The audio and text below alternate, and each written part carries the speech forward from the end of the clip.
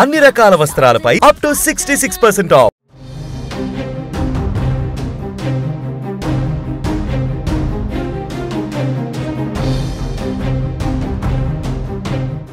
హిమాచల్ ప్రదేశ్లో ఏం జరుగుతుంది?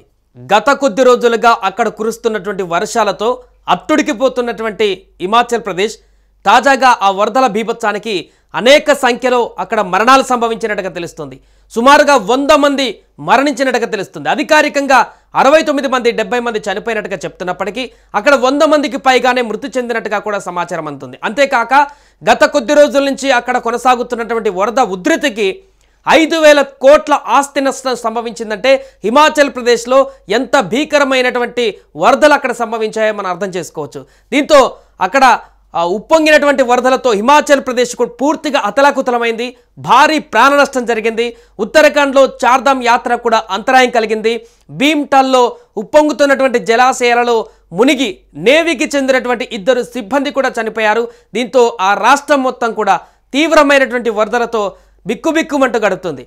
హిమాచల్ ప్రదేశ్లో వర్షాల బీభత్సం సృష్టిస్తున్నాయి. ప్రస్తుతం 2 వారాలుగా ఎడతెరిపి లేకుండా కంటిన్యూస్గా కురుస్తున్నటువంటి ఈ వర్షాల కారణంగా వరదలు ముంచెత్తుతున్నాయి. కొండ చర్యలు ఎక్కడికక్కడ విరిగిపడుతూ విధ్వంసాన్ని సృష్టిస్తున్నాయి. వరదలు ముంచెత్తినటువంటి ఘటనల్లో ఇప్పటికే 69 మంది మృతి చెందగా 37 మంది కనిపించకుండా పోయారు. సో దీంతో 100 మందికి పైగా మరణాలు సంభవించినట్టుగా ఒక అంచనా వ్యక్తమవుతుంది. ఒక మండీ జిల్లాలోనే 17 మంది చనిపోగా 31 మంది అక్కడ గల్లంతైపోయారు.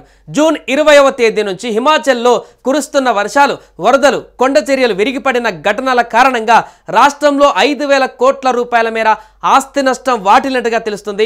వచ్చే మంగళవారం వరకు ఇంకా వర్షాల తీవ్రత కొనసాగుతుందని వాతావరణ శాఖ తెలపడంతో అక్కడున్నటువంటి ప్రజలు మరింత భయాందోళనకు గురవుతున్నారు.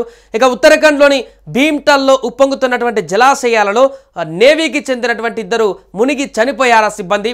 పఠాన్కోట్కు చెందినటువంటి ప్రిన్స్ యాదవ్, బీహార్లోని ముజఫర్పూర్కు చెందినటువంటి సాహిల్ కుమార్గా వీరిని గుర్తించారు. నైనిటాల్ నుంచి సరదాగా గడిపేందుకు వచ్చినటువంటి 8 మంది IIF సిబ్బందిలో వీరున్నారు. సో దీంతో ఆ సిబ్బంది పర్యటన విషాదకరంగా మారింది. వర్షాల కారణంగా రాష్ట్రంలోని 100కు పైగా రహదారులు అక్కడ మూసివేయబడ్డాయి. చాలా ప్రాంతాల్లో కొండచెరువు విరిగిపడి కొంతమంది అక్కడ ప్రమాదానికి కూడా గురయ్యారు. చార్ధామ్ యాత్రకు పూర్తిగా అంతరాయం కలిగింది. యమునోత్రికి వెళ్లేటువంటి జాతీయ రహదారి పైన 5 రోజులుగా రాకపోకలు నిలిచిపోయాయి. కొండ చర్యలు విరిగిపడి ఈ రహదారులపై ఉన్నటువంటి సిలాయి మలుపు దగ్గర 12 మీటర్ల రోడ్డు కొట్టుకుపోయింది. దీంతో ప్రయాణికులందరూ కూడా ఎక్కడి వాహనాలు అక్కడే ఆపేసుకొని రోజుల తరబడి అక్కడే వెయిట్ చేస్తున్నటువంటి పరిస్థితి. దీంతో 9 మంది కార్మికులు కూడా కొట్టుకుపోయారు. ఈ యొక్క కొండ చర్యలు విరిగిపడినటువంటి ఘటనలో వీరి కోసం గాలింపు చర్యలు కొనసాగుతున్నాయి. ఉత్తరాఖండ్లోని హరిద్వార్లో కవాడీ యాత్ర ఏర్పాట్లలో భాగంగా గంగానదిలో రెస్క్యూ సిబ్బంది డెమో నిర్వహించారు. ఇలా వరుసగా జరుగుతున్నటువంటి పరిణామాలతో అక్కడ తీవ్ర ఉద్రిక్త వాతావరణం, ఉద్విగ్న సన్నివేశాలు కనిపిస్తున్నాయి. భారీ వర్షాలతో ఒడిశా రాజధాని భువనేశ్వర్లోని కూడా లోతటి ప్రాంతాలు జలమయమైపై నీటిని బయటకు పంపేందుకు ప్రయత్నాలు కొనసాగుతున్నాయి. మధ్యప్రదేశ్లో కూడా శుక్రవారం భారీ వర్షానికి చాలా ప్రాంతాల్లో జనజీవనం స్తంభించింది. ఇట్లా పూర్తిగా ఉత్తర భారతదేశానికి సంబంధించిన అనేక రాష్ట్రాలలో వాతావరణ శాఖ ఇప్పటికీ అలర్ట్ ప్రకటించింది. చాలా ప్రాంతాలలో వర్షాలు బీభత్సాన్ని సృష్టిస్తున్నాయి. ఇక హిమాచల్ ప్రదేశ్లో అయితే చెప్పుకోనక్కర్లేదు. అక్కడ ప్రజలు ఎప్పుడు వర్షాలు తగ్గుతాయా అనేటువంటి ఆశతో ఎదురు చూస్తున్నారు. వరదలు ఎప్పుడు తగ్గుముఖం పడతాయా అనేటువంటి దీన స్థితితో చూస్తున్నారు. గల్లంతైన వారు ఎక్కడున్నారో కనిపెట్టేటువంటి పనిలో నిమగ్నమైపోయారు.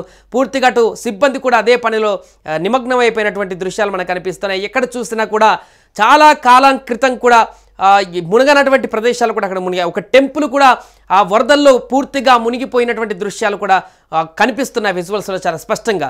దీంతో కుటుంబ సభ్యులు, బంధువులు, అక్కడ ఉన్నటువంటి స్థానికులు, తమకు తెలిసినటువంటి వారు గల్లంతైనటువంటి అంటే ఆచూకీ లేనటువంటి వారు ఎక్కడికి వెళ్లారో తెలియక ఆందోళన చెందుతున్నారు. ఇప్పటికే 69 మంది చనిపోయినట్టు అధికారికంగా ప్రకటించడం, 37 మంది గల్లంతైనట్టుగా చెప్పడం, మిగతా వారు కొంతమంది అడ్రస్ లేకపోవడంతో వీరందరూ కూడా ఆ వరదలో గల్లంతయ్యారా, వరదలో కొట్టుకుపోయారా అనేటువంటి ఒక అంశం ఇప్పుడు చర్చనీయాంశంగా మారింది. దీంతో సుమారుగా 100కు పైగా మృతదేహాలు అక్కడ బయటపడేటువంటి అవకాశం, అంటే మృతుల సంఖ్య పెరిగేటువంటి అవకాశం హిమాచల్ ప్రదేశ్లో కనిపిస్తుంది.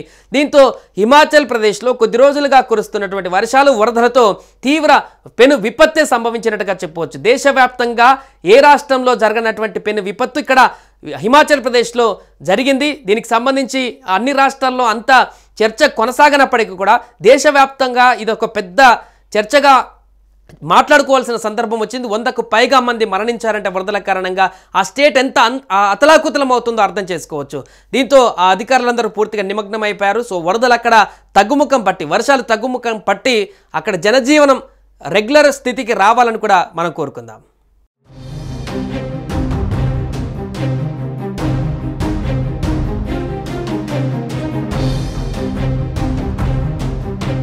సుమన్ టీవీలో మీ పర్సనల్ అండ్ బిజినెస్ ప్రమోషన్స్ కోసం కింది నెంబర్కి కాంటాక్ట్ చేయండి.